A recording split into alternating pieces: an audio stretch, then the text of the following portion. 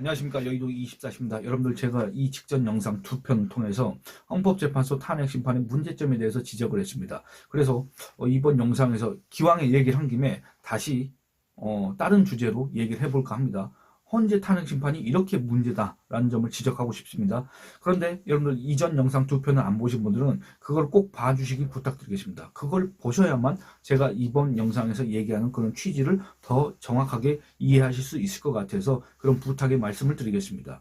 여러분들, 윤석열 대통령 탄핵 심판과 관련한 문제점, 거기에서 윤석열 대통령을 뺀다고 하더라도 이 탄핵 심판의 문제점 하나만 더 얘기해보자면 바로 이 탄핵 심판 기간입니다.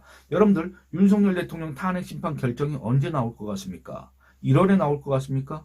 지금 1월이지 않습니까? 한 2주, 3주 뒤에 나올 것 같습니까? 물리적으로 그건 불가능할 거고, 그러면 2월 달에 나올 것 같습니까? 여러분들 한번 보시기 바랍니다.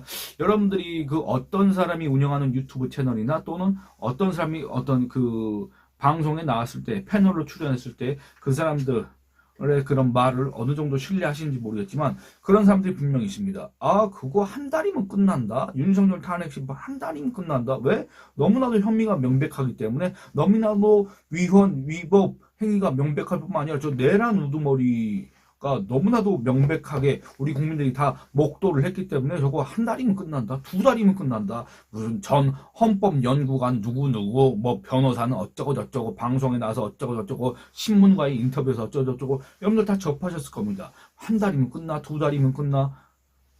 의견이 분분합니다. 그런데 뭐 한 달이든 2달이든 그런 걸 다 떠나서 공통된 의견이 있습니다. 뭐냐면 4월 18일 전에는 탄핵 심판이 결정될 것이다.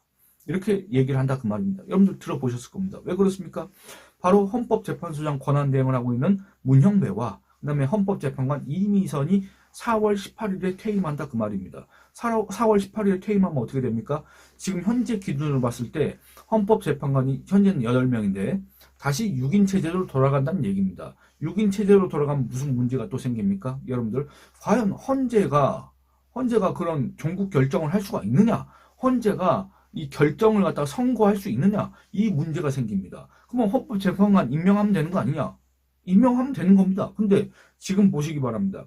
지금 국회가 선출한 헌법재판관을 갖다가 대통령 권한대행이 임명한 걸 놓고도 월권 논란이 있습니다. 그리고 또 여야에서 다 공격을 하고 있습니다. 여당은 아니 대통령 권한대행이 왜 현상 유지를 해야지 현상 변경을 하려고 하느냐. 그 다음에 야당에서는 아니 우리가 2명 추천하는데 왜 네가 취사 선택해서 한 명만 임명하고 한 명은 임명 안 하느냐. 이것도 월권이다. 지금 이런 논란이 있다 그 말입니다. 그때 가서 4월 18일 날 가서 이 대통령 권한대행이 누가 될지 모르겠습니다만 최상목 경제부총리가 계속 그 직을 유지할지 모르겠습니다만 어쨌든 헌법재판관 새로 임명할 수 있겠습니까?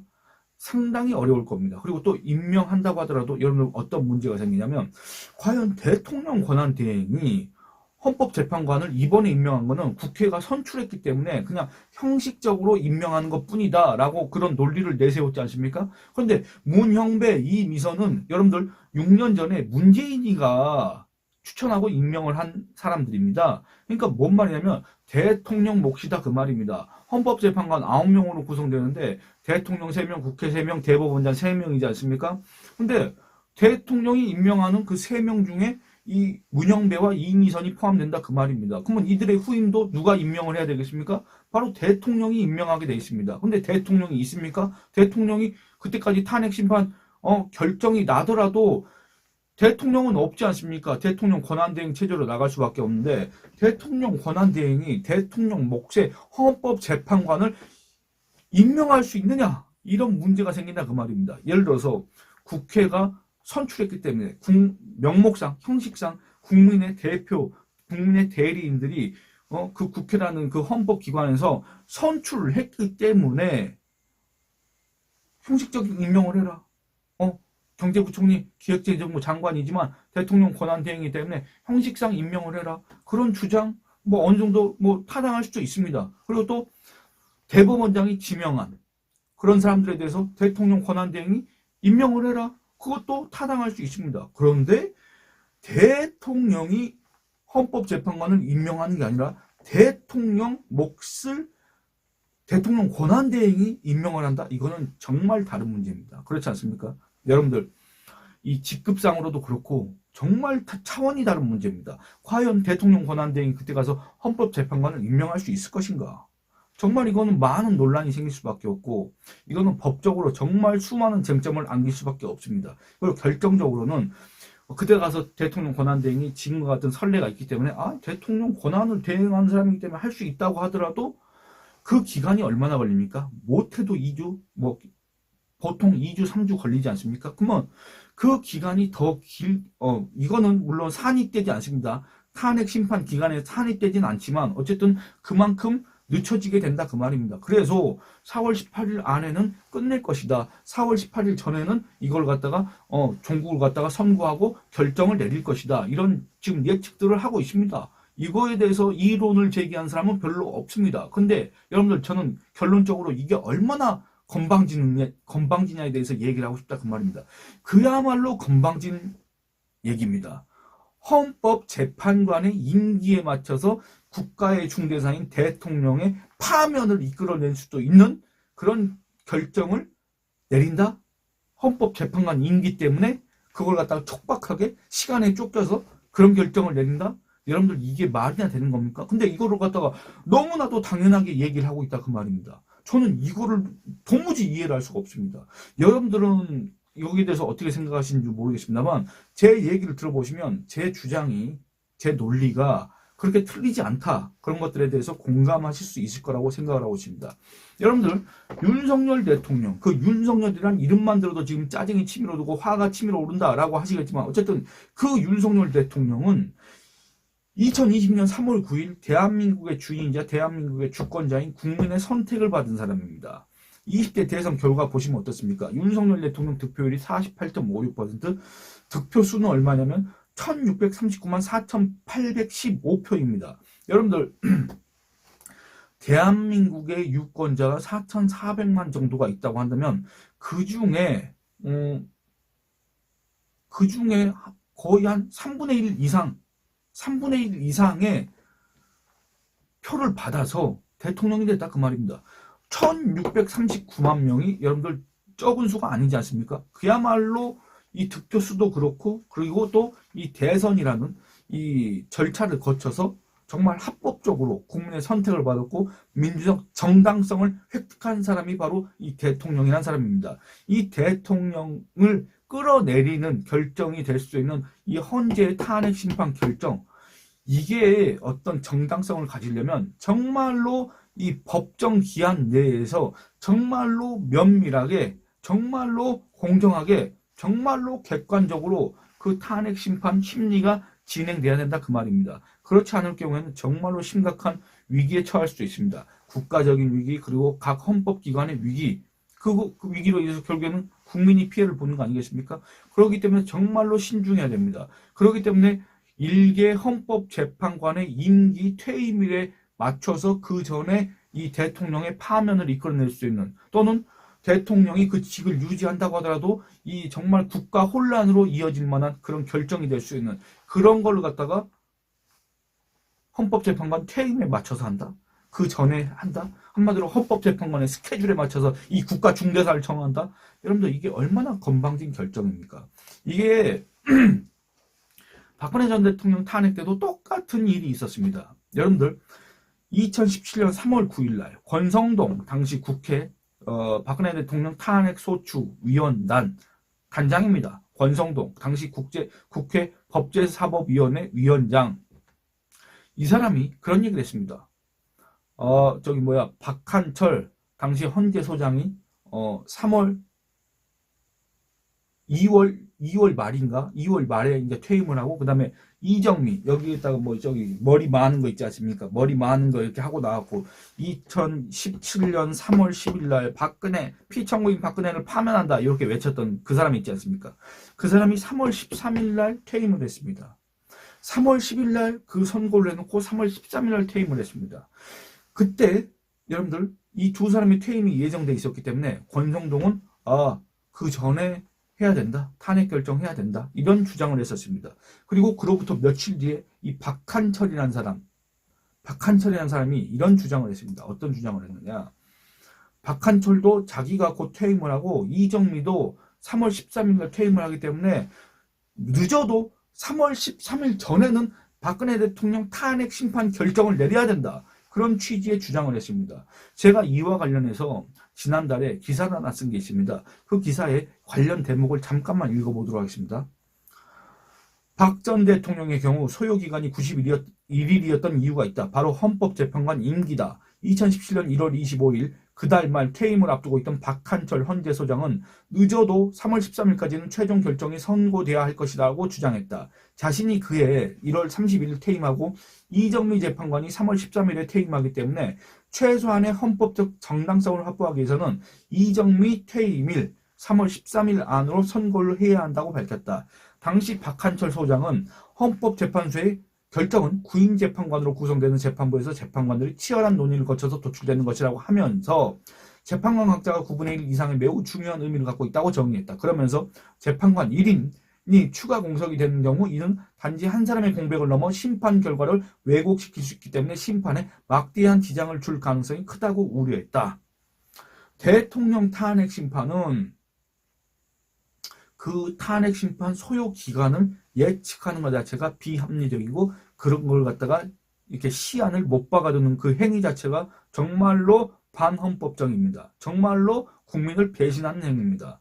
왜 그러냐면 읽어보도록 하겠습니다.